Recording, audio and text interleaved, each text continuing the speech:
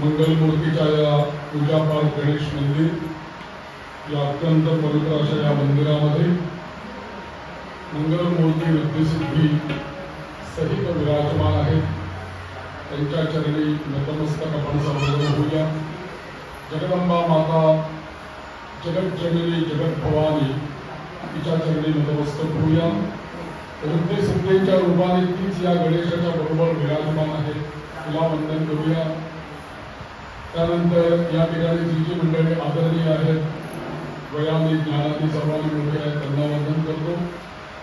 या अतिशय सुंदर अशा काळामध्ये ज्येष्ठ महिना शुक्ल पक्ष गंगा दशहरा या पवित्र अशा उत्सवाच्या निमित्ताने, गंगा म्हणजे साक्षात ती आदिशक्तीच आहे, तर तिच्या या महोत्सवाच्या निमित्ताने या अतिशय सुंदर अशा कथेचं आयोजन केलेले जी जी मंडळी आयोजक आहेत, व्यवस्थापक आहेत, या सर्वांना अभिवादन करून आजच्या या निरूपणाला आपण सुरुवात करूया.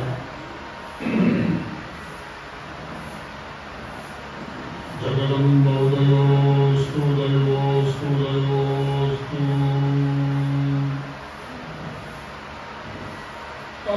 पाहिलं की प्रल्हाद आणि नरनारायण यांचं युद्ध झालं. भृगु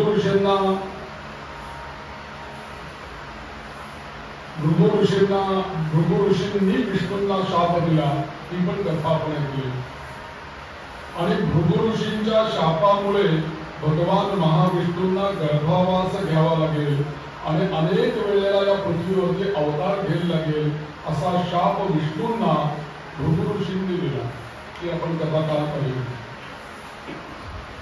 याच्यानंतर महर्षी व्यास जन्मेजयाला सांगतात आणि जन्मेजय प्रश्न विचारतात आणि जन्मेजय विचारतात, प्रभू आता मला असं सांगा की भृगु ऋषींच्या शापामुळे कोणकोणत्या मन्वंतरात भगवान महाविष्णूंचे कोणकोणते अवतार झाले.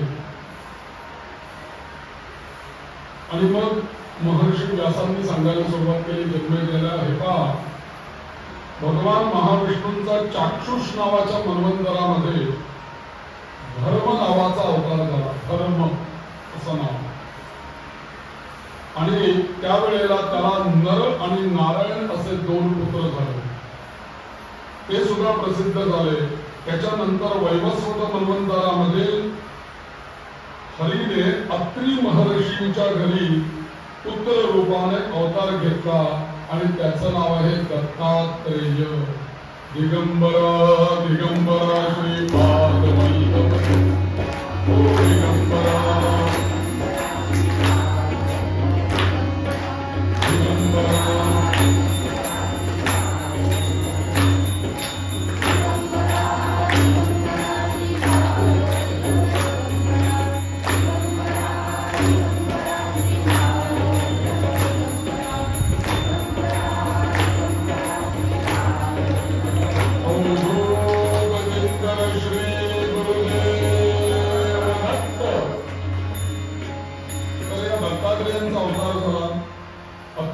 अत्रींची पत्नी अनुसूया आणि तिच्या ठिकाणी ब्रह्मा विष्णू महेश आणि शंकर हे तिच्या पोटी जन्माला आले.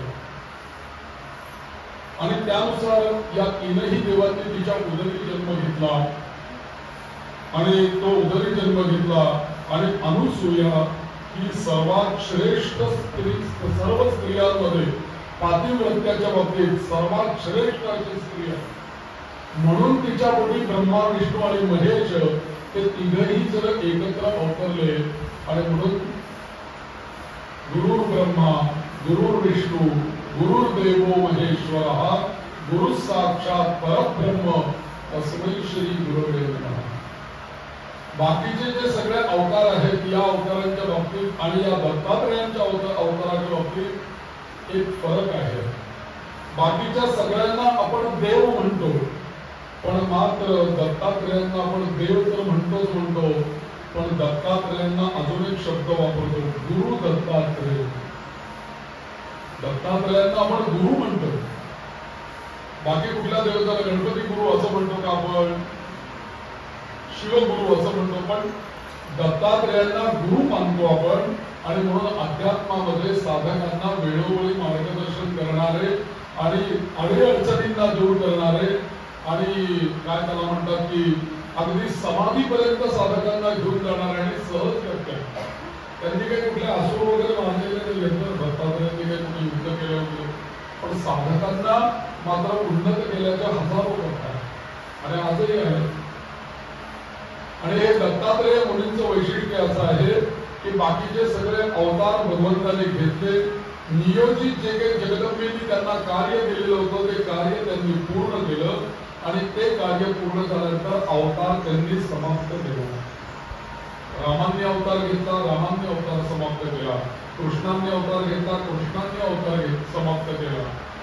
परशुराम म्हणून अवतार झाला ते मात्र चिरंजीव झाले. बरं, अश्वत्थामा बलिर्व्यासो हनुमांश्च विभीषणः कृपः परशुरामश्च.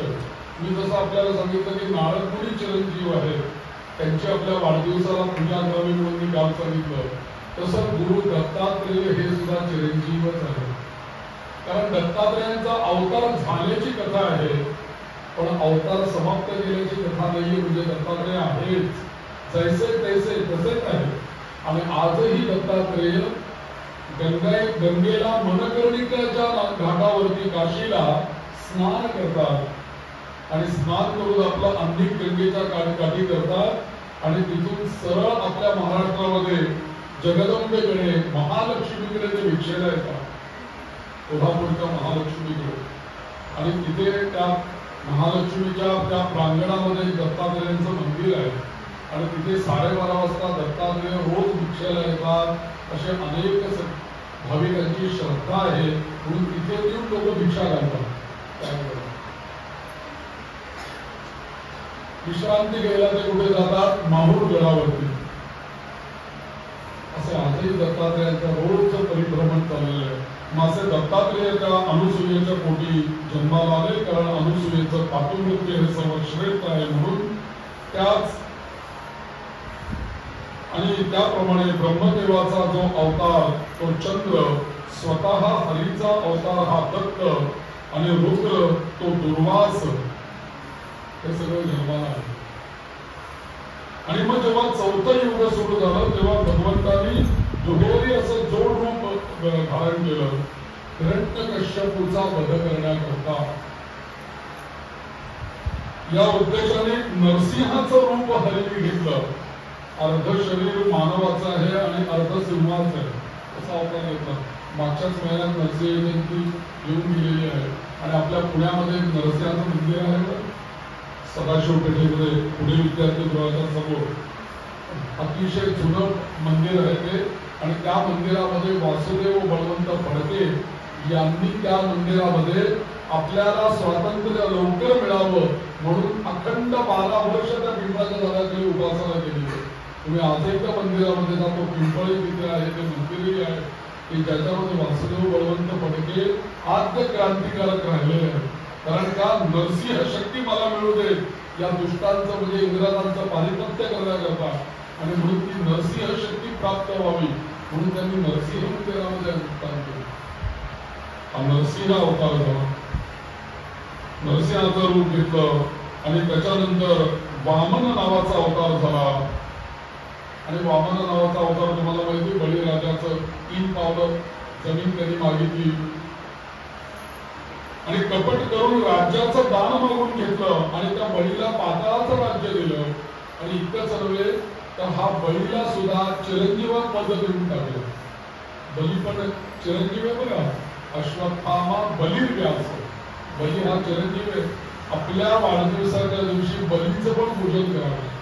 आपल्याकडे वर्षभरामध्ये 2 वेळेला बलीचं पूजन केलं जातं नक्की बरं का. एक असते बली प्रतिपदा. कधी येते बलिप्रदा? दिवाळीमध्ये.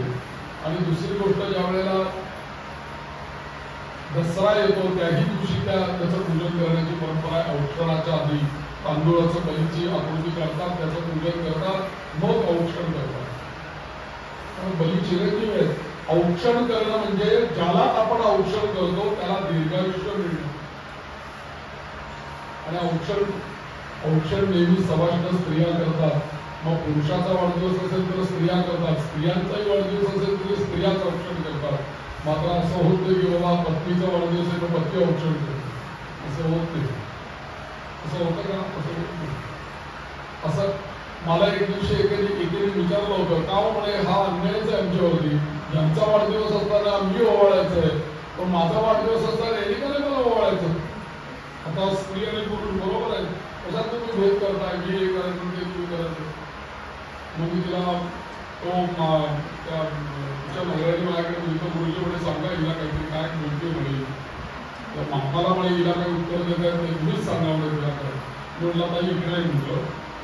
तिला मी सांगितलं म्हटलं बघ तू औक्षण करायचं याचं कारण काय माहिती का आणि त्याने औक्षण करायचं नाही याचं कारण काय माहिती का.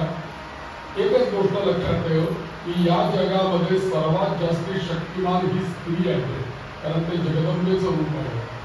आणि स्त्रीला जगदंबेने अशी शक्ती दिलेली आहे की तिच्या ठिकाणी असलेलं सामर्थ्य, एनर्जी, ऊर्जा ही दुसऱ्या देहामध्ये ती ट्रान्सफर करू शकते आणि दुसरा देह 9 महिने 9 दिवस स्वतःच्या उदरामध्ये वाढून त्याला ती जन्माला घालू शकते.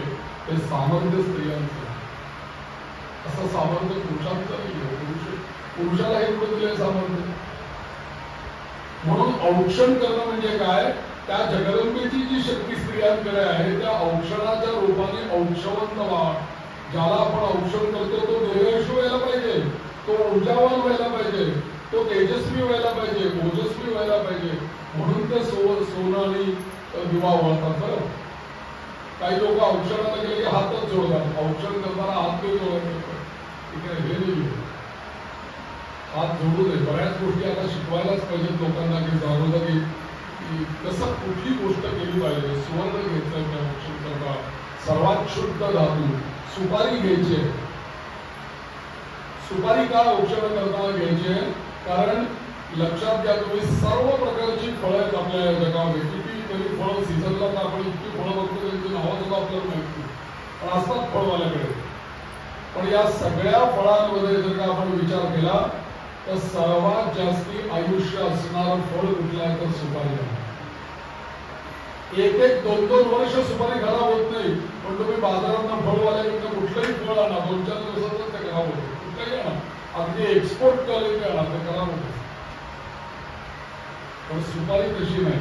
म्हणून गणपतीचं पूजन सुद्धा सुपारीवर, कारण त्यात सर्वात जास्ती. आणि सुपारी अशी शस्त्राशिवाय पडत नाही बरं. दाताने फोडायला गेले की दात तुटेल पण सुपारी नाही तुटणार. असं कठीणत्व आणि असं दीर्घायुष्य त्या सुपारीच्या माध्यमातून ज्याला मी औषध करते त्याला मिळावं म्हणून ती सुपारी डोक्याला टेकवायचे. एकदा अशी ती ओवाळायची, दिवा ओवाळायची. त्याचं कारण ते आहे. आमच्याकडे वाढदिवसाच्या दिवशी दुर्वा पण डोक्यावर ठेवायला सांगितलं. एव्हरग्रीन आयुष्य म्हणून दुर्वा, आणि कापूस पण ठेवायला सांगितला थोडासा. त्या कापसासारखा म्हातारा हो, म्हणजे दीर्घायुष्य हो, एवढ्या करता कापूस डोक्यावर ठेवायचा आहे, अक्षता ठेवायच्या आहेत आणि औक्षण करायचं. प्रत्येकाने लक्षात ठेवा, वाढदिवसाला असं करायचं. मी परवा तुम्हाला माझ्या YouTube चॅनलचं सांगितलं, त्याच्यावरती विस्तृत पद्धतीने वाढदिवस भारतीय पद्धतीने कसा साजरा करावा याच्यावरती मी 3 व्हिडिओ बनवलेले आहेत. आणि त्याच्यामध्ये ते वाढदिवसाला ते मंत्र जे असतात आपले आशीर्वचन किंवा सप्तचिरंजीवाची प्रार्थना ती पण मी म्हटलेली आहे. आपल्या वाढदिवसाच्या दिवशी तुम्ही ते बघू शकता, करू शकता. 15 देवता ज्या मी म्हणतोय तुम्हाला वाढदिवसाच्या दिवशी पूजा करायच्या त्या कोणत्या, त्या तुम्हाला त्या व्हिडिओमध्ये कळेल. आणि नवरात्राविषयी काल जी आपण माहिती बघितली, विस्तृत नवरात्राची देवी भागवताप्रमाणे माहिती ऐकण्यासाठी त्याच तिथेच भेट द्या. तुम्हाला संपूर्ण नवरात्रावरती 7-8 व्हिडिओ मी बनवून ठेवलेले. मी माझी जाहिरात म्हणून सांगत नाही बरं की ते ज्ञान सगळं इथं सांगणं शक्य नाही या 3 तासामध्ये. काय काय सांगावं, मला नवरात्रावर अजून 1 तासभर बोलावं आहे. ह्या कथा कधी सांगणार आपण. म्हणून तुम्ही गृहपाठ घरी करा, त्याच्यावर तुम्हाला ते उपलब्ध आहे. यावर्षी तसा अभ्यास करा आणि तसं नवरात्र आपल्या घरात साजरा करा. ठरवा की आपल्याला आधी नवरात्राच्या आधी आपला अभ्यास झाला पाहिजे. लिहून ठेवा यावर्षी आपल्याला काय काय करायचं, त्या पद्धतीने नवरात्र साजरा करा.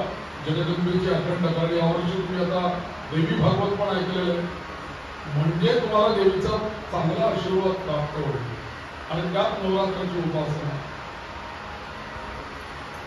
तर अशा पद्धतीने या पुढे परशुरामाचाही अवतार झाला. मला काय सांगायचा विषय असा येतो की हे सगळे चिरंजीव आहेत. परशुराम, बली. आपल्या वाढदिवसाच्या दिवशी यांचं स्मरण केलं पाहिजे. नुसते चिरंजीव आपल्याला उपयोगी नाही हो. सगळ्या जगाला त्रास देत राजकारण करत जर का मनुष्य अखंड जगला असेल 90 वर्षाचा उपयोग काय हो. दुष्ट माणसंच नाही आपल्याकडे. तेच तर दुर्दैव आहे की औरंगजेबाला 90 वर्षाचं आयुष्य आणि शिवाजी महाराजांना 50 वर्षाचं आयुष्य. आता औरंगजेब दीर्घायुष्य म्हणजे त्याचं स्मरण करायचं आहे आपल्या वाढदिवसाला. काहीतरी त्याच्यामध्ये योग्यता असली पाहिजे ना.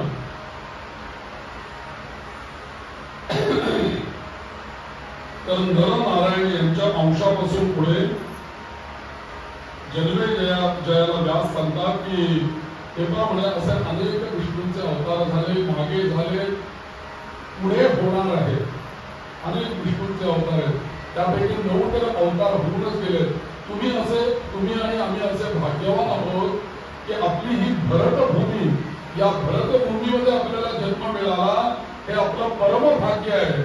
तुम्ही कल्पना करा जर का आपण कुठेतरी दुसऱ्या देशामध्ये जन्माला आलो असतो तर आम्हाला आमच्या नशिबामध्ये हे देवी भागवत असतं का?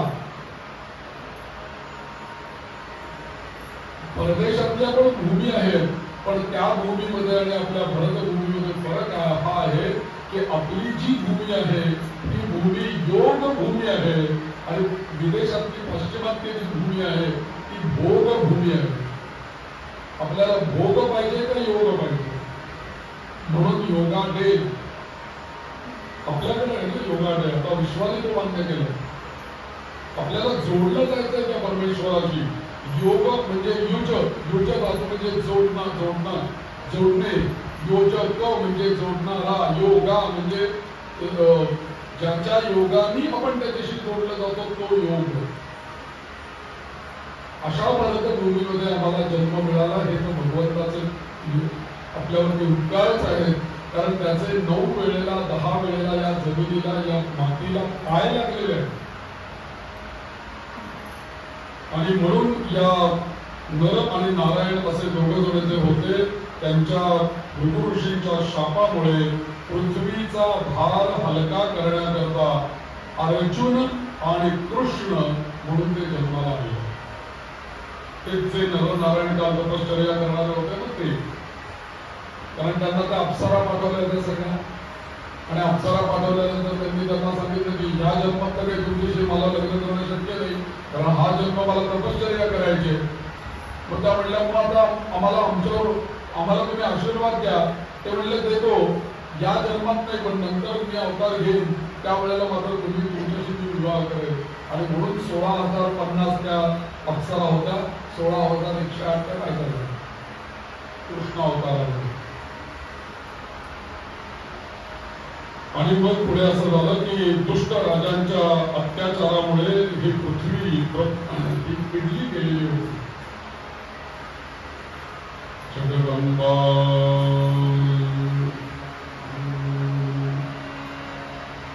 पृथ्वी माता ही पिडली गेलेली होती आणि दुष्ट राजांचा अत्याचार असह्य झाल्यामुळे अत्यंत ही पृथ्वी दुःखी झालेली होती. या पृथ्वीला भार सुद्धा जो होतो ना, हा आपल्या कुठल्याही गोष्टींच्या वजनाचा भार होत नाही. तिला कितीही उंच तुम्ही 100 मजली बिल्डिंग बांधला तिला वजन नाही वाटत त्याचं, तिला भार होत नाही त्याचा.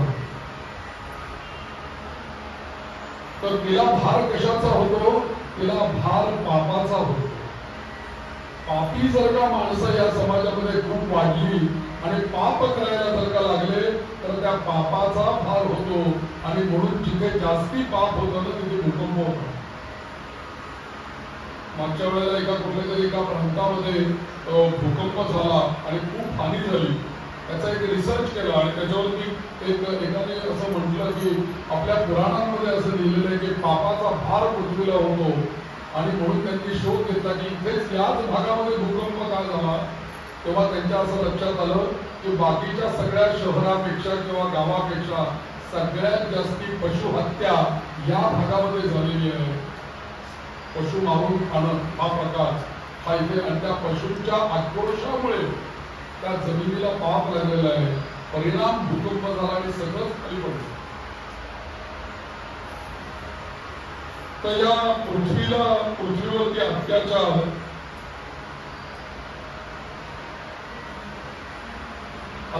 झाले की आणि पृथ्वीवरती पाप पडलं की पृथ्वीला वजन होतं.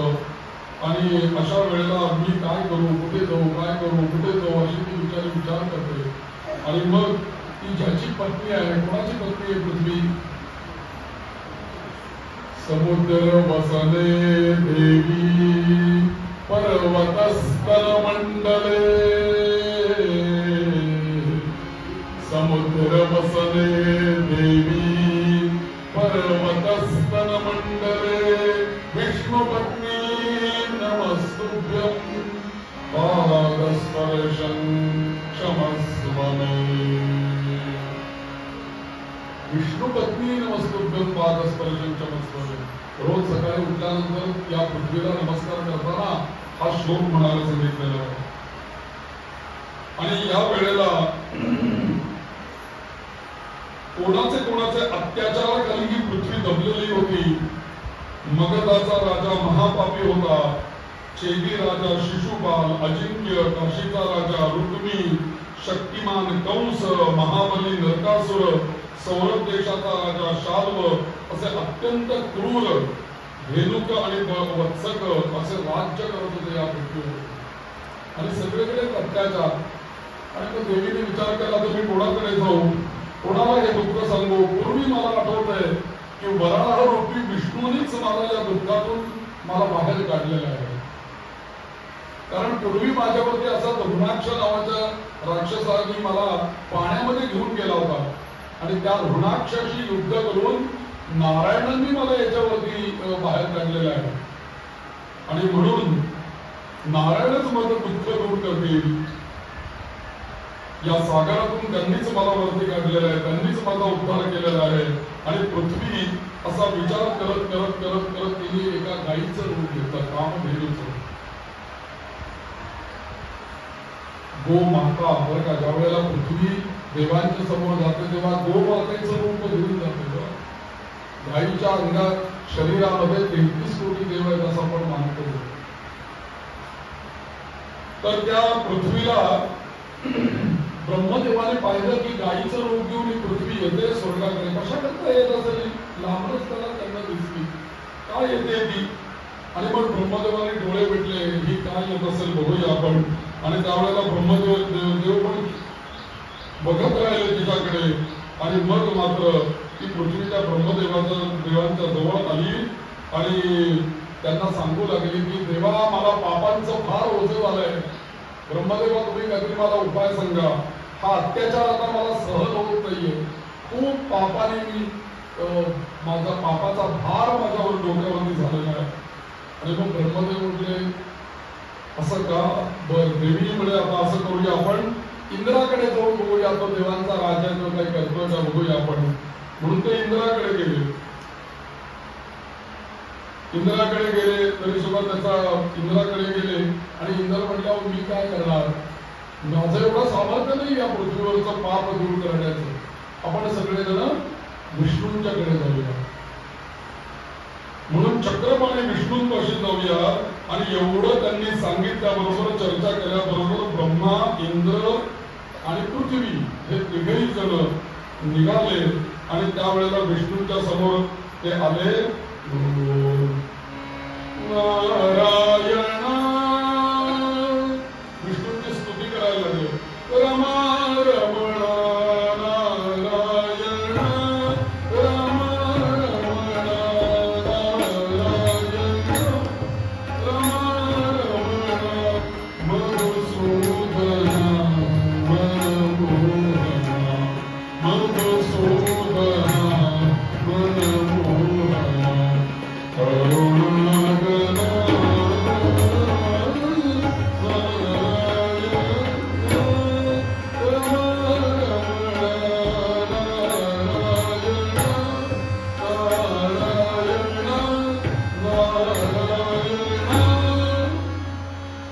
भगवान विष्णूंची स्तुती केली. शांताकारं भुजगशयनं पद्मनाभं सुरेशं. आणि भगवान विष्णूंची प्रार्थना केली. आणि मग विष्णू म्हणाले की तुम्हाला काय, तुम्ही माझ्याकडे आलात, तुम्हाला असं वाटतं की मी पाहिजे त्या वेळेला सगळा असा कोणताही अवतार घेतो. परंतु एक लक्षात घ्या, म्हणे ब्रह्मा काय, विष्णू काय, शंकर काय, विश्वकर्मा काय, सूर्य काय, वरुण काय, हे सगळे जे देव आहेत ना हे सगळे परतंत्र आहेत, स्वतंत्र कोणीच नाही. हे सगळे जे देव आहेत ना हे सगळ्या देवांची ऊर्जा जगदंबा आहे. ती जगदंबा यांना प्रेरणा देते. म्हणून हे सगळे देव कार्यरत आहेत. तर आता आपण असं करूया, सगळे देव मिळून आपण जाऊया त्या जगदंबेत, तिची प्रार्थना करा. कारण का की पूर्वी मला अर्ध पशुचं रूप घ्यायला लागलं, रामांचं रूप घ्यायला लागलं, त्यात वल्कल दिसायला लागली, वनवास करायला लागला आणि सीते मातेच्या करता शोक करायला लागला. हे सगळं करणारी ती जगदंबाच आहे. आणि म्हणून त्या जगदंबेच्या त्या ठिकाणी ते गेले आणि जगदंबेचं स्तवन करू लागले.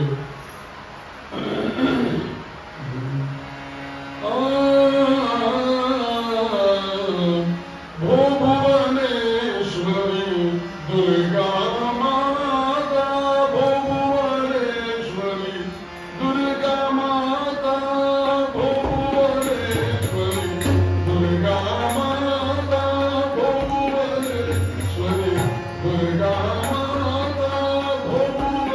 दुर्गा माता भुवनेश्वरी दुर्गा माता भुवनेश्वरी दुर्गा माता भुवनेश्वरी दुर्गा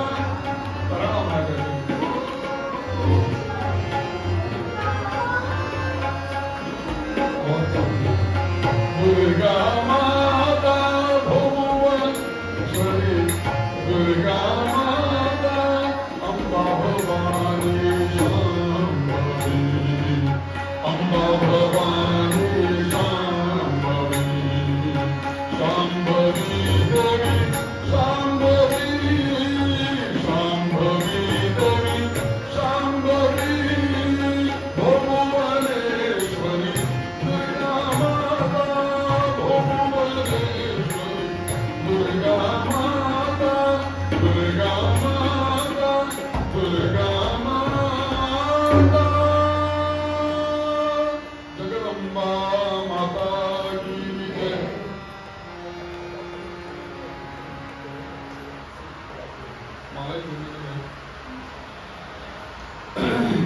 तर या देवाची स्तुती केली आणि भुवनेश्वरी माता प्रसन्न झाली। प्रत्येक वेळेला भुवनेश्वरी हे नाव लक्षात ठेवा। आपल्याला कधी देवीचा जप करायची वेळ आली ना तर देवीची काही काही नावं ही अत्यंत फल देणारी आहेत बरं। त्यातलं दुर्गा नावाचं मी तुम्हाला काल सांगितलं। तसं एक अजून एक नाव लक्षात ठेवा, शांभवी हे तिचं नाव आहे। शांभवी म्हणजे शंभू म्हणजे कोण? शंकर। आणि शंकरांची शक्ती कोण? शांभवी, ती उमा, ती पार्वती। त्याच्यानंतर हे दुसरं नाव भुवनेश्वरी। ज्या वेळेला संपूर्ण ब्रह्मांडावरती काही संकट येतं, देवांवरती किंवा ब्रह्मांडावरती संकट येतं, त्या प्रत्येक वेळेला जेव्हा देवस्तुती करायला जातात, मानव स्तुती करायला जातात, तेव्हा जगदंबेची ते स्तुती करतात भुवनेश्वरी या नावाने। म्हणून भुवनेश्वरी हे नाव अत्यंत महत्वाचं आहे बरं। त्यामुळे नवरात्रामध्ये या सगळ्या नावांचा रोज 108 जप करत चला बरं। 10 दिवस आहेत, 10 नावं घ्यायची देवीची, रोज 108 करा, जप करायचा, एका नावाचा 108 किंवा एकच नाव घ्या आणि संपूर्ण नवरात्रात म्हणून 10,000 जप करा, रोज 1,000 जप करा। नमश्चंडिकाये नमश्चंडिकाये नमश्चंडिकाये नमश्चंडिकाये केवढं पण नाही। भुवनेश्वर्यै नमः भुवनेश्वर्यै नमः भुवनेश्वर्यै नमः भुवनेश्वर्यै नमः शांभव्यै नमः शांभव्यै नमः शांभव्यै नमः कल्याण्यै नमः कल्याण्यै नमः कल्याण्यै नमः। कुठलंही नाव घ्या, असा जप करा। भुवनेश्वरी देवी प्रसन्न झाली, तिला नमस्कार केला आणि देवतांनी केलेली स्तुती अत्यंत तिला आवडली। आणि देवांनी स्तुती केल्यानंतर भगवती म्हणते, भुवनेश्वरी तुम्ही आता का भय करताय? भय सोडा, ही पृथ्वी हे माझं स्वरूप आहे आणि जे काही असाध्य असेल ते मी तुम्हाला तुमचं कार्य मी पूर्ण करेन, तुम्ही चिंता करू नका। सगळ्या दुष्टांनी पृथ्वीला पीडा केलेली हे मला माहिती आहे आणि म्हणून या पृथ्वी माता आज माझ्याकडे आलेली आहे, नतमस्तक झालेली आहे। आणि त्यावेळेला मी आता असं सांगते ते लक्षात घ्या, देवांनो तुम्ही आता सगळ्यांनी अंशावतार घेऊन पृथ्वीवरती जन्माला जा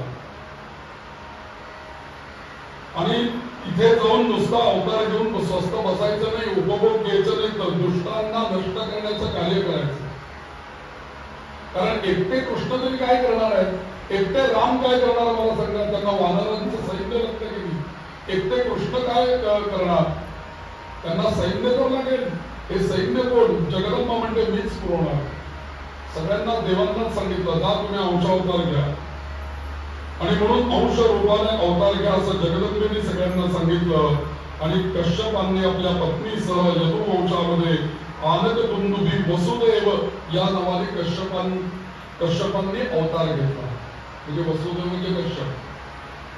त्याच्यानंतर विष्णू भृगूच्या शापाचा परिणाम म्हणून वसुदेवाच्या पोटी पुत्र रूपाने जन्माला येईल आणि मीही त्याच वेळेला गोकुळात जन्माला येईल आणि यशोदेच्या पोटी जन्म घेईन आणि माझ्या शक्ती सामर्थ्याने अनंत अवतार विष्णूंचे पालन करेन आणि माझ्या शक्तीने जो कोणी शेष नाग आहे, हा शेष नाग रोहिणीच्या पोटी जन्माला येईल।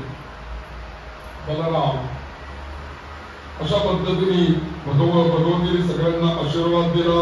आणि त्याच्यानंतर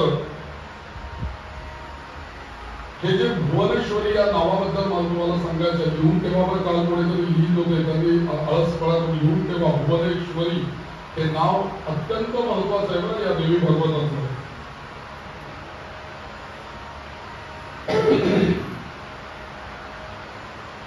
असे अनंत योगी मोठ्या आशेने त्या विश्वरूपा विश्वेश्वरीला शरण जातात आणि जिची भक्ती केल्यामुळे जीवन मात्र बंधनापासून मुक्त जीव मात्र बंधनापासून मुक्त होतो. आणि त्या देवी मातेची सेवा कोण करणार नाही या जगामध्ये? सगळेच जण त्या देवीची सेवा करतात. सहजगत्या अगदी काही आपला संबंध नाही सहजगत्या जरी असं आपण म्हटलं भुवनेश्वरी भुवनेश्वरी असं जरी म्हटलं किंवा ते हाक जरी मारली सहजगत्या तरी सुद्धा ती इतकी प्रसन्न होते. इथे लिहिलेलं वाक्य सांगतो भुवनेश्वरी या नावाच्या जपामुळे ती जगदंबा त्रिभुवनाचं राज्य प्रदान करते. इतकं सामर्थ्य भुवनेश्वरी या नावामध्ये. काही याच्यामध्ये अवघड नाही बघा छोटस नाव आहे भुवनेश्वरी. भुवनेश्वरी 5 अक्षरांचं नाव आहे. नेहमी स्त्रियांचं नाव हे विषमाक्षरी असं होतं आणि पुरुषांचं अक्षर नाव हे सम अक्षरी असावं. सम आणि विषम म्हणजे पुंडलिक 4 अक्षर. भुवनेश्वरी 5 अक्षर. स्त्रियांचं नाव हे विषमाक्षरी असावं असं आपल्या नामकरण संस्कारामध्ये सांगितलं. तर याच भुवनेश्वरीची 2 रूपं आहेत. एक विद्या आणि एक अविद्या अशी तिची 2 रूपं आहेत. त्यातली विद्या अविद्येमुळे जे अविद्या असली की प्राणी बंधनात पडतात आणि विद्येमुळे ते प्राणी मुक्त होतात. थोडक्यात म्हणजे अविद्या म्हणजे ही माया हा संसार याच्यामध्ये पुनर्वी जननम पुनर्वी मरणम पुनर्वी जननी याच्यामध्ये गुरफटून राहतात. ही देवीचीच माया आहे ही जगदंबाच आहे. पण विद्या जर का प्राप्त तिची कृपा झाली विद्येची तर मात्र या इह संसारातून या बंधनातून जीव मुक्त होता. म्हणून एक विद्या आहे आणि एक अविद्या आहे. म्हणून कोणीच देव हिच्यापासून स्वतंत्र नाही. आणि एक लक्षात ठेव तेव्हा विश्व संकल्पाप्रमाणे जन्म मृत्यू रोग म्हातारपण सुख दुःख हे सगळेजण जीव भोगत असतात. ते कोणालाच चुकवता येत नाही. देवांना सुद्धा कधी हे चुकलेलं नाही.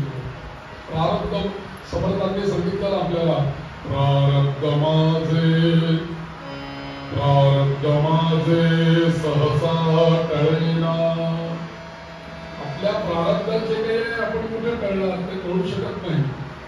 बरेच वेळेला असं होतं की वेगवेगळे आपण जप करतो उपासना करतो आणि आपल्या मनामध्ये असा प्रश्न येतो की अमुक एक व्यक्ती खूप देवदेव करते गुरुचरित्र पारायण करते जप करते नवरात्र करते सगळे नियम पाळते तरी त्या विचाराला दुःख असतं त्याच्या वाट्याला काही ना आपण पाहतो. आणि एखादा मनुष्य दुसरा असा आपण पाहतो तर त्याचा काही करत नाही देवबीव काही मानत नाही तर तो मस्त सुखात राहत असतो. म्हणून लोकांना प्रश्न पडतो अरे हा देवाला एवढं बसतोय तरी देवाने याला असं दुःखात ठेवलंय आणि हा काही त्याला बघत नाही नमस्कारही करत नाही हा मस्त सुखात राहतोय. हे कसं काय चित्र आहे? तर ह्याच्यावरती उत्तर आहे की प्रारब्ध प्रत्येकाचं हे वेगळं आहे आणि उपासना ही भिन्न आहे. मग आपल्या प्रारब्धानुसार जर का आपल्याला दुःख भोगायला लागत असेल तर लोक अशा वेळेला विचारतात की अहो आमच्यावर एवढी संकट आहेत मग आम्ही हा जप केला तर आमचं काम होईल का? आम्ही हे काही यज्ञ केला हवन केला शांती केली पूजा केली नवचंडी केली तर आमचं काम होईल का असं विचारतात. आणि बरेच वेळेला असं होऊनही जातं की एखादं शांती पूजा यज्ञ होम हवन काही केलं तर काम होऊनही जातं. पण त्याला उत्तर हे असं आहे की आपण जी उपासना करतो आपण जे जपजाप करतो आपण जे देवाची भक्ती करतो किंवा जी काही उपासना म्हणून करतो त्या संकटाकरता त्यांनी काय होतं तर ते संकट टळत नाही. तर कारण ते प्रारब्धाने आलेलं आहे ना ते ब्रह्म्याला सुद्धा टाळता येणार नाही.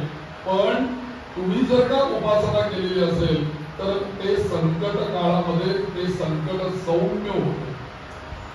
कोरोना यायचा तो आपण टाळू शकत नाही तो येणारच आहे. अजूनही कुठले 10 रोग येतील आक्रमण करण्याच्या दृष्टीने आपल्यावर येऊ नये. पण जरी अशी संकट आली तरी सुद्धा आज आपण इथपर्यंत आहोत की नाही, याचं कारण ते संकट आलेलं आपण टाळू शकत नाही, पण आपण त्या संकटातनं सही सलामत बाहेर पडू शकतो. उदाहरणार्थ पाऊस पडत होता बघा परवा, आम्हाला जर का इथून त्या आचार्य निवासमध्ये जर का जायचं असेल तर आम्ही पावसाला सांगायचं का थांब थांब थांब म्हणून. पावसाला प्रारब्ध समजा तुम्ही, मग इथून तुम्ही जाताना तिथपर्यंत जाताना भिजू नये म्हणून तुम्ही काय करणार, छत्री घेऊन तिथपर्यंत जाणार आहे. मग तुम्ही जी छत्री घेताय ना, ती छत्री म्हणजे तुमची उपासना आहे. पाऊस पडणं थांबणार नाही, पण इथून तिथे जाताना तुम्ही भिजणार नाही, ही तुमची उपासना काम करते. म्हणून भगवतीची नावं घ्या, म्हणून भुवनेश्वरी भुवनेश्वरी भुवनेश्वरी म्हणा, सर्व मंगल मांगल्याचा जप करा. तोही मंत्र मी काल सांगितला, सर्व मंगल मांगल्य हा एक मंत्र घ्या, याचा 10,000 जप करा नवरात्रामध्ये किंवा कोणत्याही महिन्यामध्ये शुक्ल प्रतिमध्ये बसून दशमीपर्यंत जप करा. रामरक्षा जर का सिद्ध करायची असेल तर रामरक्षेची रोज 13 वर्तन म्हणा, शुक्ल प्रतिपदेपासून ते नवमी पर्यंत रामरक्षा सिद्ध होईल. पण शुद्ध म्हणा, सिद्ध होण्याकरता शुद्ध म्हणणं आवश्यक आहे. ती शुद्ध नसेल तर सिद्ध नाही होणार. म्हणून आधी कोणाकडे तरी जाऊन चरणाशी बसून ती शुद्ध करून घ्या, आणि मग एकदा ती सिद्ध जर का झालेलं, कुठल्या रोग्याला तुम्ही भेटायला जा, भांडभर पाणी घ्या, त्याच्यावर हात ठेवा, एकदा रामरक्षा म्हणा, त्याला ते पाणी प्यायला द्या. जादू झाल्यासारखं त्याला ते औषध म्हणून लागू पडेल. इतकं सामर्थ्य आहे रामरक्षेमध्ये, तुम्ही आजमवून बघा. पण कोणतेही मंत्र हे आधी त्याचं आपण अनुष्ठान केलं पाहिजे, ते मंत्र सिद्ध केले पाहिजे, त्याशिवाय ते फलद्रूप होत नाही. गाडी जरी आपण विकत घेतली तरी चालवायला शिकावी लागते की नाही. आपण नुसती किती भागाची गाडी घेतली झालं का, तसं नाही, ती शिकावी पण लागेल ना. कशी चालवायची त्याची सिद्धी करावी लागेल, 5-50 किलोमीटर ती चालवावी लागेल, मग ती आपल्याला व्यवस्थित चालवता येते. तसं आहे. तर अशा पद्धतीने अनेक भगवतीचे मंत्र आहेत. त्या मंत्रांच्या अनुष्ठानाने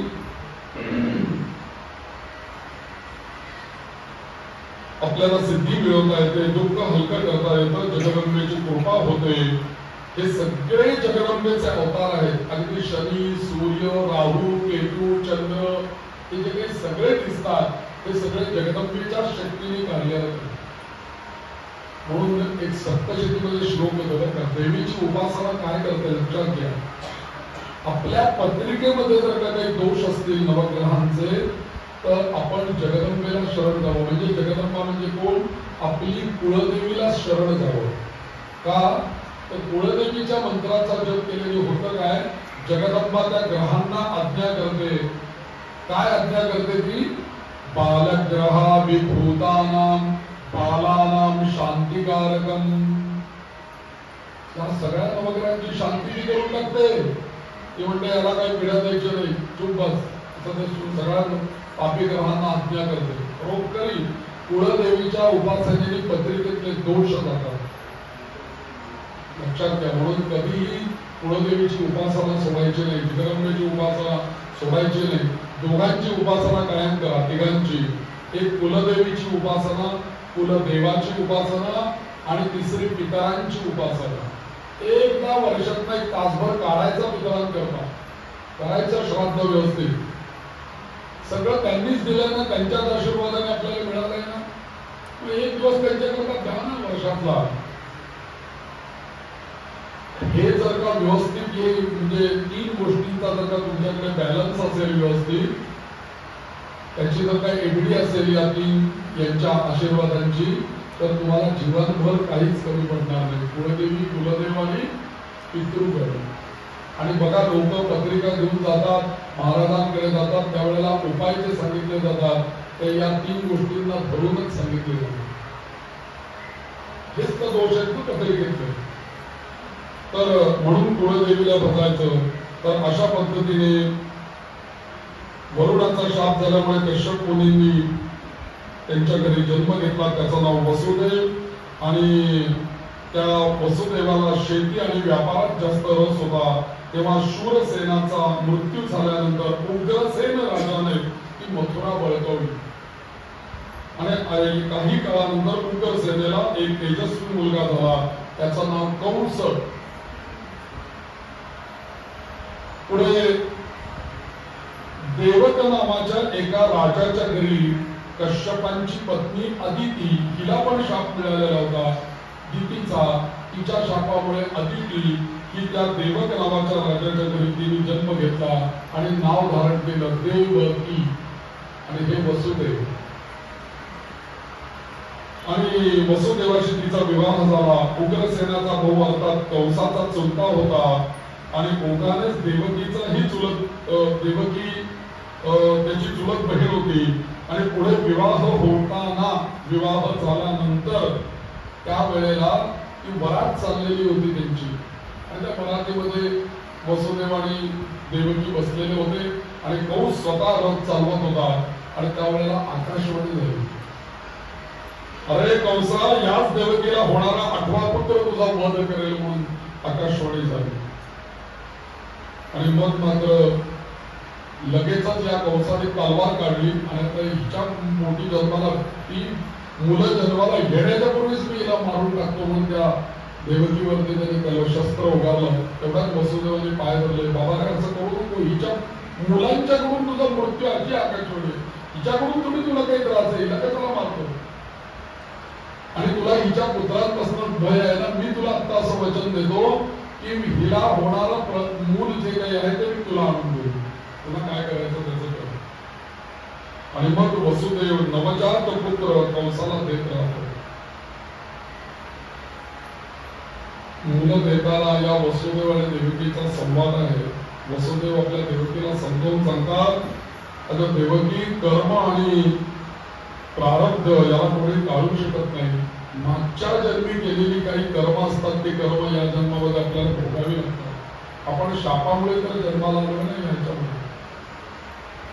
कारण का, तर काही कर्माचे पण 3 प्रकार आहेत. एक प्रारब्ध कर्म, एक संचित कर्म आणि एक क्रियमाण कर्म. क्रियमाण कर्म म्हणजे आता आपण करतोय ते, आता तुम्ही हे देवी ब्रह्मात ऐकताय ना, हे क्रियमाण कर्म आहे. पण याचं तुम्हाला खूप मोठं पुण्य जगन्मात येणार. निदान या 3 तास तरी आपला मोबाईल बंद आहे की नाही, तुमचा आणि माझा पण, एवढं मोठं पुण्य आहे आपल्याला. जगदंबेची केवढी मोठी कृपा आहे. असं 3 तास डिटॅच होऊ शकू का आपण मोबाईल पासून, हे पण बघा. ते पुण्य काहीतरी आपलं पुण्य आहे ना. तर क्रियमाण कर्म आणि आता जी आपल्याला दुःख होत आहेत त्या जीवनामध्ये, ही दुःख कदाचित आपल्या मागच्या जन्मामध्ये किंवा या जन्मामध्ये कधीतरी मागे केलेली जी काही आपली पापं आहेत त्याची फल म्हणून आपण आता दुःख भोगतो. म्हणून सुख आणि दुःख, सुखस्य दुःखस्य न कोपी दाता पर्वतराती उमुत्तेशा. सुख आणि दुःख मला कोणाच्या तरी मुळी मिळत आहे. चुकीचा समज आहे, गैरसमज आहे. कोणी तुम्हाला दुःख देत नाही, कोणी तुम्हाला सुख देत नाही, हे खरं आहे. असं गीता म्हणते बरं. तुझंच कर्म तुला दुःख देत आहे आणि तुझंच कर्म तुला सुख देत आहे. म्हणून कर्म चांगलं कर, कर्मणी एव अधिकार असते मा फलेषु कदाचित. आणि भगवंत कर्म करायला सांगतात, ते सुद्धा कसं तरी कर्म नाही. मला तबला वाजवायचं, मला पेटी वाजवायची, मग कशी तरी आपली साथ कोंडून टाकली किंवा कसं तरी प्रवचन कुंडाळ झाली गेले, असं नाही. योग कर्मच कौशल, ते कर्म सुद्धा योग बनलं पाहिजे. ते कर्म सुद्धा मोक्ष त्या कर्माने मिळू शकतो. म्हणून आपलं काम व्यवस्थित करा, मनापासून करा, टोपल्या टाकू नका. थोडक्यात तर या कर्मानी शेवटी जीवाला गती आहे. म्हणून या कर्मामुळे स्वर्गवास होतो, कर्मामुळेच नरकवास होतो. आणि लक्षात घ्या की जेव्हा मनुष्य पाप भोगतो ना, तेव्हा पाप संपल्यानंतर त्याला पुण्य मिळणार आहे. म्हणून पुण्य संपल्यानंतर काय मिळणार आहे? पाप मिळणार आहे. अंधार आहे त्याला नक्की माहिती, कधीतरी उजेड होणार आहे. पण जिथे उजेड आहे त्यांनी कायम लक्षात तेव्हा कधीतरी अंधार होणार आहे. तर त्यामुळे या कर्माच्या बद्दल असं ते सगळं तत्वज्ञान त्या देविकेला ते समजावून सांगतायत. तेव्हा हे आपलं कर्मच आपल्याला भोगायला लागतंय. त्यामुळे तू दे मूल दे, घेऊन जातो मी कंसाकडे. आणि कंसाकडे गेलो. अतिशय सुंदर पहिला मुलगा झाला होतो, अतिशय सुंदर. आणि त्याला घेऊन गेले तिथे त्या कंसाकडे. कंसाला सुद्धा आवडला, काय माझा भाचा आहे सुंदर, किती सुंदर दिसतोय मुलगा, याला मारायचं मी, आणि हा काय मला मारणार आहे, जाऊ दे म्हणे, 8वा मुलगा मला मारणार आहे. अशी आकाशवाणी. हा पहिला आहे ना, 8वा झाला की तू पण काय करायचं, तिला पाठवून जा बाबा तू वसुदेवाला आनंद झाला, देवकेला आनंद झाला. हे सगळं होता होता तेवढ्यात तिथे त्या कंसाच्या दरबारात आले. नारायण नारायण नारायण नारायण नारायण. नारदमुनी आले. आणि नारदमुनी आल्यानंतर त्यांनी सांगितलं की बाबा तुला 8वा सांगितलंय ना, पण 8वा मध्ये कुठून मोजल्यानंतर 8वा तुला माहितीये, समोर जर का सरळ 1 2 3 4 5 6 7 8 तिकडनं मोजले 1 2 3 4 5 6 7 8. त्यांनी गुलाबाचं फुल धरलं असं नारदमुनी त्या कंसासमोर आणि असं दाखवलं. ही एक पातळी, बरं ही पहिली, आता इकडनं इथपर्यंत आला, ही 8वी आली, परत आता ही पातळी धरतो, आता कुठली 8वी आली, आणि एक एक पातळी त्यांनी तोडून दाखवली. कंसाला लक्षात आलं की आपल्याला काय करायचंय, पाहुण्यात काय अर्थ नाही, आणा त्या मुलाला बोलून आणा, कारण त्याच्याकडनं अजून पाप होणं गरजेचं होतं. तेवढं पाप झाल्याशिवाय भगवंताला सुद्धा मारता येत नाही ना. ही 7 मुलं पहिली मारण्याचं पाप तर घडायला पाहिजे, तेव्हा जगदंबा येईल झाली उद्धार करण्याकरता. आणि म्हणून या कंसाने, या नारद मुनींनी त्याला सांगितलं. आणि थोडक्यात म्हणजे काय की हे देव आणि हे सुद्धा पहिली जी 7 मुलं जी काही जन्माला आली, या ही 7 मुलं मारली गेली. यांना सुद्धा त्यांच्या पूर्वजन्मातला शाप त्यांना लागलेला होता, आणि त्यामुळे त्यांना जन्म मिळून ते ब्रह्मदेवाच्या शापामुळे त्यांनी या वसुदेवाच्या आणि देवकीच्या पोटी जन्म घेतलेला होता. म्हणून जगदंबेने त्यांना जन्माला घालून या कंसाच्या कर्मे ठार करून त्यांना मुक्त करून टाकले. आणि त्यानंतर 7 मुलांना या पद्धतीने मारण्यात आलं. आणि त्याच्यानंतर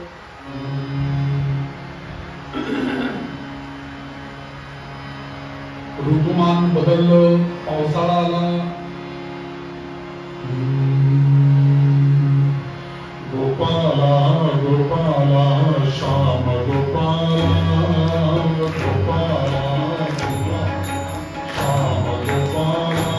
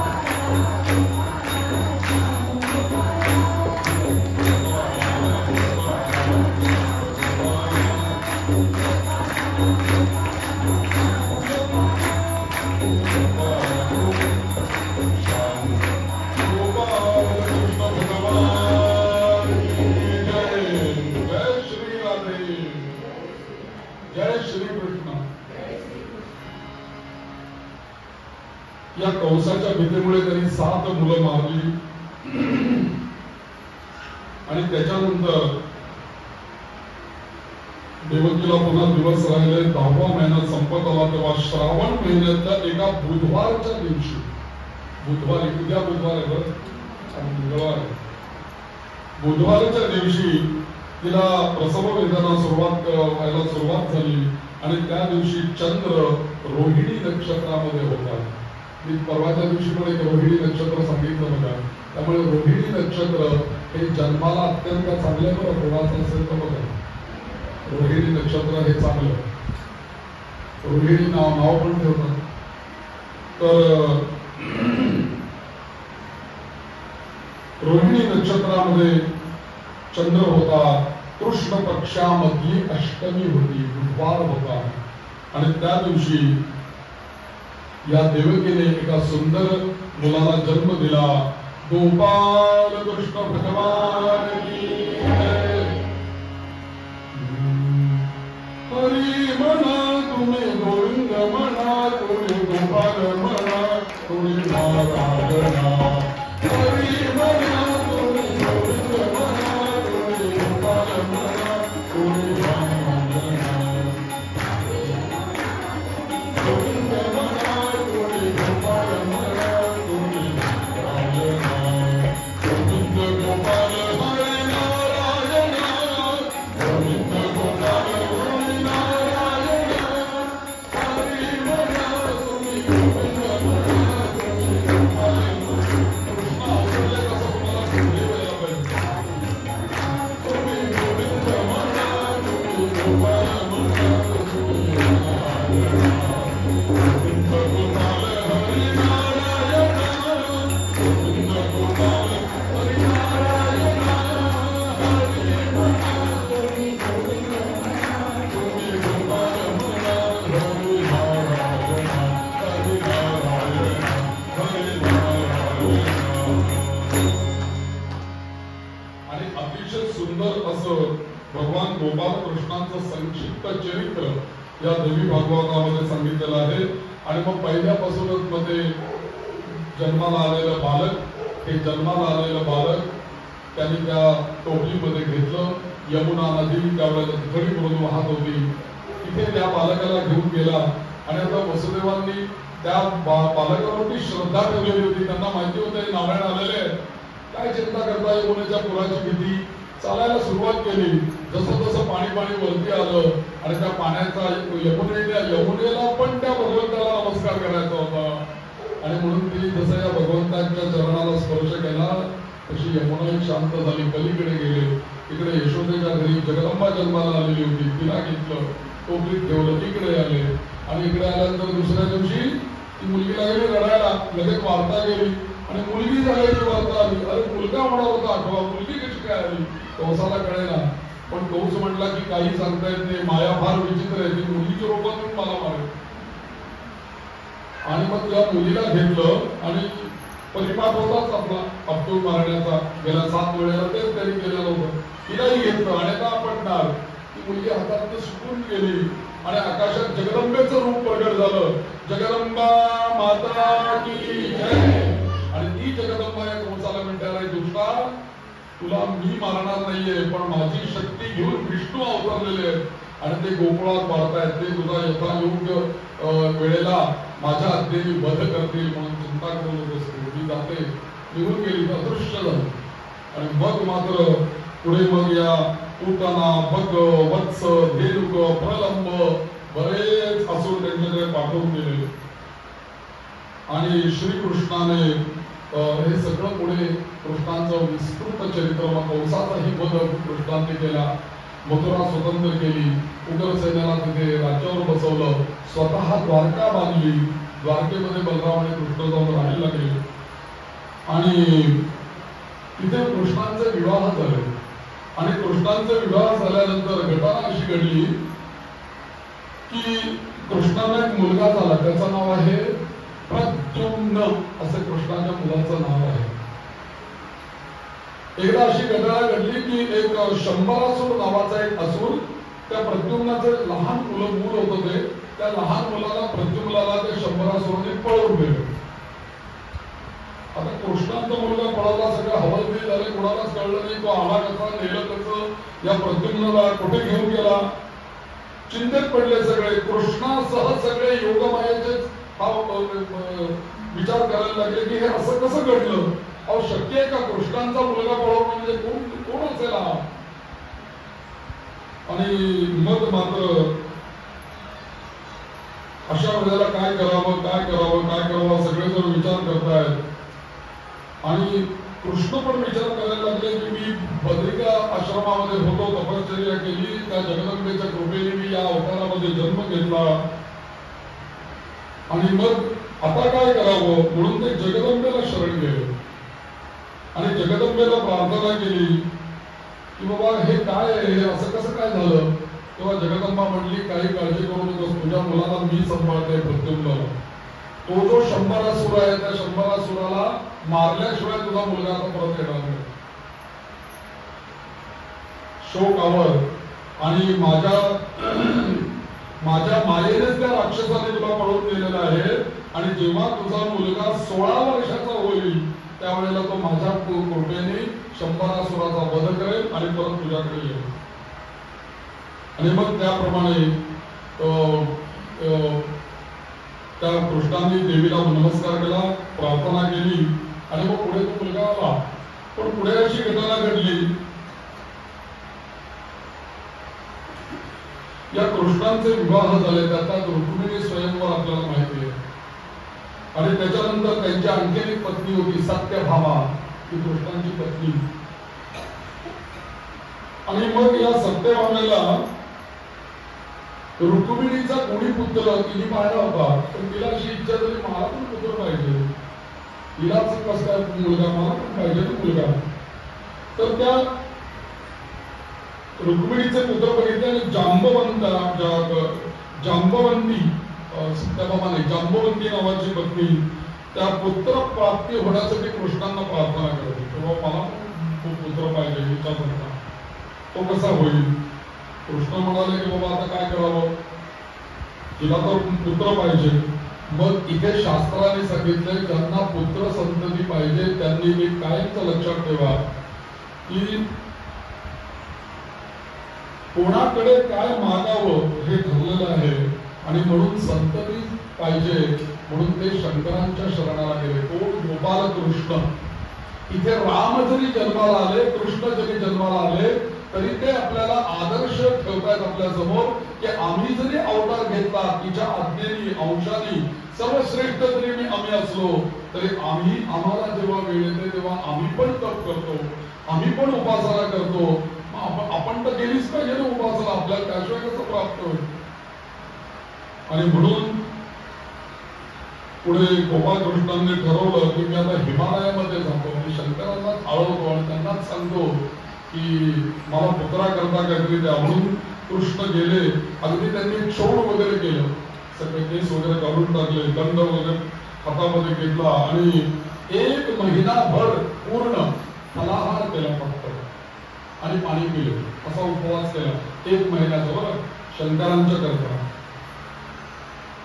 त्याच्यानंतर असं तप झाल्यानंतर पुढे काही दिवस त्यांनी अक्षरशः काहीच घेतलं नाही, पाणी पण घेतलं नाही, वायू फक्त भक्षण करून तपश्चर्या केली. आणि अशा प्रकारे काही दिवस गेल्यानंतर शंकरांचं गोपाळ कृष्ण ध्यान करतात.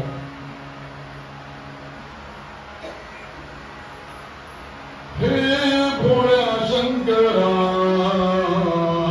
हे भोळ्या शंकरा, आवड तुला बेलाची, आवड तुला बेलाची, बेलाच्या पानाची. हे भोळ्या शंकरा, शंकरा, हे भोळ्या शंकरा,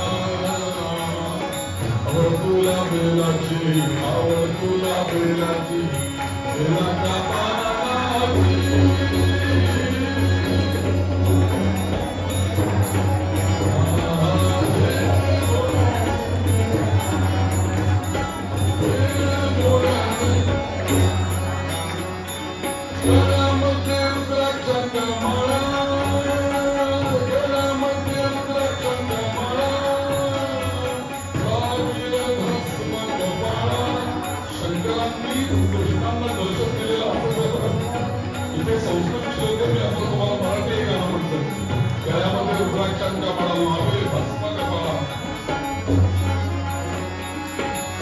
गळ्यामध्ये रुद्राक्षांच्या माळा लाविले भस्म कपाळा गळ्यामध्ये रुद्राक्षांच्या माळा लाविले भस्म कपाळा आवड तुला बेलाची आवड तुला बेलाच्या पानाची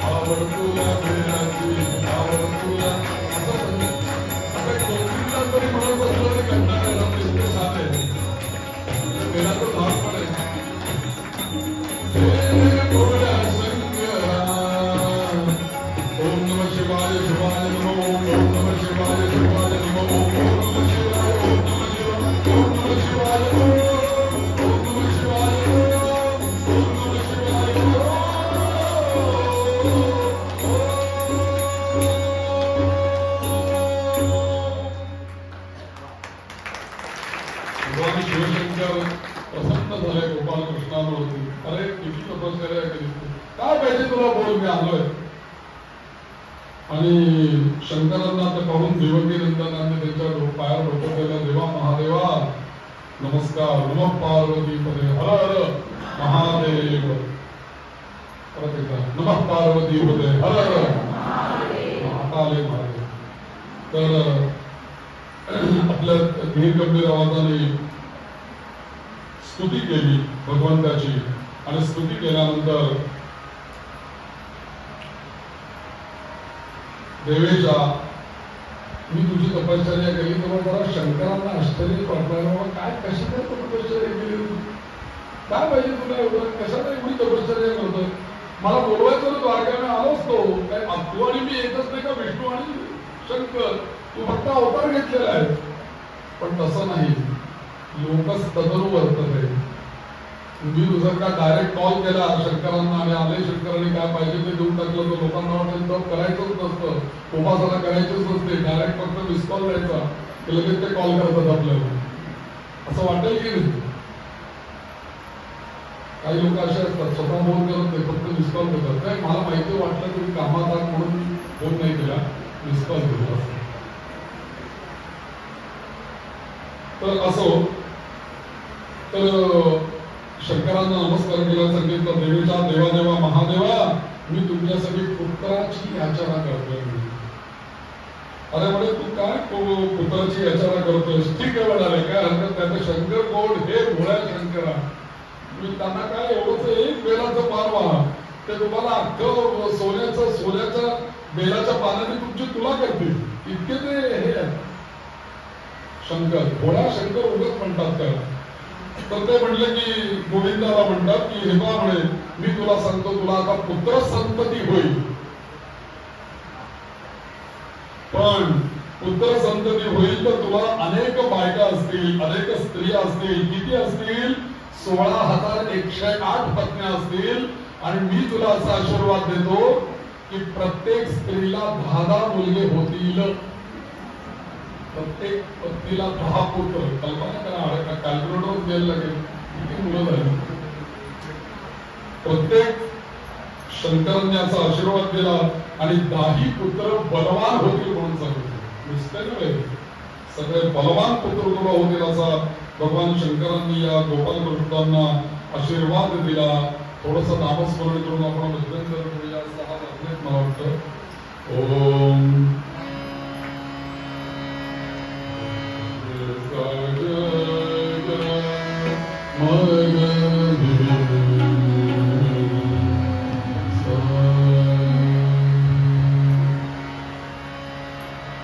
ओम नमः शिवाय.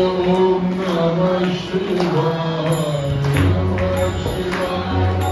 नमः शिवाय. हर हर बोल नमः शिवाय. ओम